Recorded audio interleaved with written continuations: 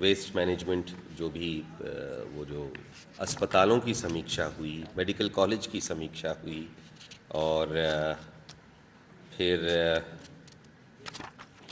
और चर्चा हुई हमारे जो और टूरिज़्म की जो गुंजाइश जो है और डेवलप करने के लिए मेट्रो के संबंध में चर्चा हुई, जो कल मुख्यमंत्री जी द्वारा निर्णय लिया गया कि जबलपुर में भी मेट्रो की तैयारी हमें करनी चाहिए।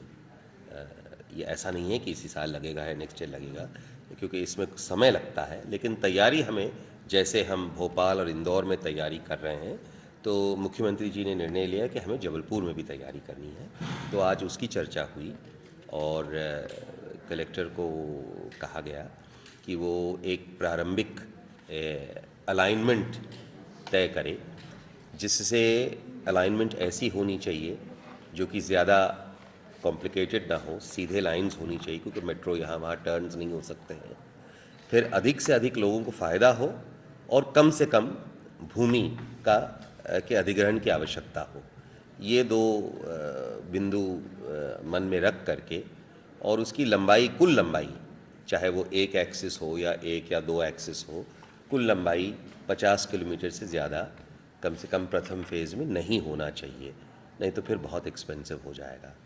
तो एक प्रारंभिक अलाइनमेंट यदि स्थानीय प्रशासन कुछ तय करेंगे, तो फिर उसके बाद हम एक्सपर्ट्स भेज देंगे, नगरीय प्रशासन विभाग से कंसल्टेंट्स भेजेंगे और फिर प्रॉपर डीपीआर बनेगा और कोशिश की जाएगी, जैसे योजना आयोग के साथ चर्चा हुई कि पीपीपी के माध्यम से इस मेट्रो को बनवाने की। ये बेसिकली प्लान आज है, तो इस पर प्रारंभिक चर्चा हुई। एयरपोर्ट एक्सपेंशन पर पहले से ही 2-3 हफ्ते पहले बात हुई और कैबिनेट ने पास भी किया था, तो उसकी प्रगति की समीक्षा हुई ताकि जबलपुर एयरपोर्ट का एक्सपेंशन भी हो, जबलपुर एयरपोर्ट का भी विकास हो सके। ट्रांसपोर्ट नगर की समीक्षा की गई। वैसे ऑलरेडी विकास के संबंध में बहुत सारी चीज़ें चल रही हैं, तो उसकी जो प्रगति है और आज की तिथि में उसकी क्या और समस्याएं क्या है और उन समस्याओं को कैसे हम दूर कर सके, उस पर हम लोगों ने चर्चा की। ठीक है, यही है। अब एक तो है कि एनएच तो हमारे हाथ में डायरेक्टली आप जानते हैं नहीं है, लेकिन उसकी भी आज बात हुई और एनएच के अधिकारी भी यहाँ थे और उन्होंने कहा कि ठेका भी निकला कि इसमें सुधार कार्य भी होगा और जो NH 12A को NH 7 से भी जोड़ा जाएगा। तो वो भी एक और, यानी कि ऑलरेडी वो हाफ सर्कल तो बाईपास से हो गया, अब और कुछ वो बना लेंगे जिससे NH 7 और NH 12A से जुड़ सके।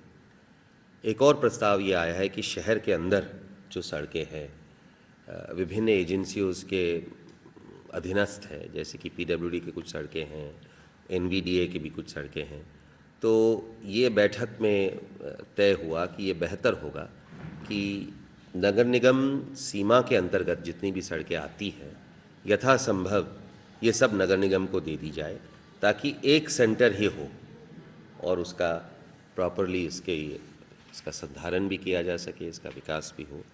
तो ये भी तय हुआ। तो अभी हम जा कर के दूसरे विभागों से हमें भोपाल में चर्चा करनी होगी, PWD से, NVD से, यदि उनके कोई सैद्धांतिक आपत्ति नहीं है तो ये भी किया जाएगा। इंडस्ट्री को लेकर के यहाँ एज सच ये बात हुई कि यहाँ एक महाकौशल व्यापार मेला होता है, व्यापार उत्सव होता है।